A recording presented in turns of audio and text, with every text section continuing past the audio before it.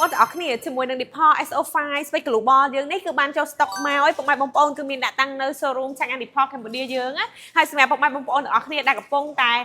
ចង់មកមើលជាមួយនឹងពណ៌ផ្ទាល់ចង់មកប៉ះឡានចង់មក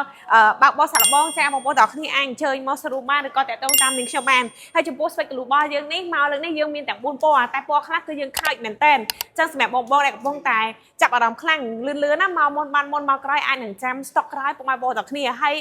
ចំពោះ Space Global នេះគឺនាំចូលផ្ដាច់មុខដោយក្រុមហ៊ុន OMA ធានាឲ្យបងប្អូនទាំងគ្នារយៈពេល8ឆ្នាំឬក៏ស្មើនឹង20គីឡូទៅលើថ្មតែម្ដងពុកម៉ែបងប្អូនចាកុំភ្លេចទេឡានអគ្គិសនីគឺថ្មសំខាន់ខ្លាំងមែនតើហើយចំពោះ Space Global នៅខាងក្នុងគឺជាភាសាអង់គ្លេសអញ្ចឹងតចាំទៅមើលមួយផ្នែកខាងក្នុងវិញទាំងអស់គ្នា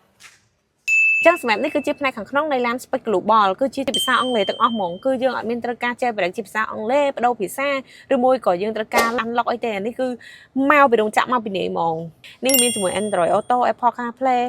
Tencent Way កាមេរ៉ា540មានមួយ set មកបងប្អូនទាំងអស់គ្នាចាហើយបងប្អូនទាំងអស់គ្នាអាចមើលជាមួយនឹង Map បានមើល Map នេះគឺមកប្រទេសកម្ពុជាយើងហ្មងមិនត្រឹមតែប៉ុណ្ណោះបងប្អូនទាំងអស់គ្នាអាច Play YouTube នៅក្នុងនឹងបានទៀតនៅខ្លះៗឲ្យបងប្អូនទាំងអស់គ្នាជាងនេះទៅទៀតបងប្អូនទាំងអស់គ្នាអាចធ្វើការតំណតំណងមួយនឹងខ្ញុំបានឬមួយក៏បងប្អូនទាំងអស់គ្នាអាចធ្វើការឆាតមកតាម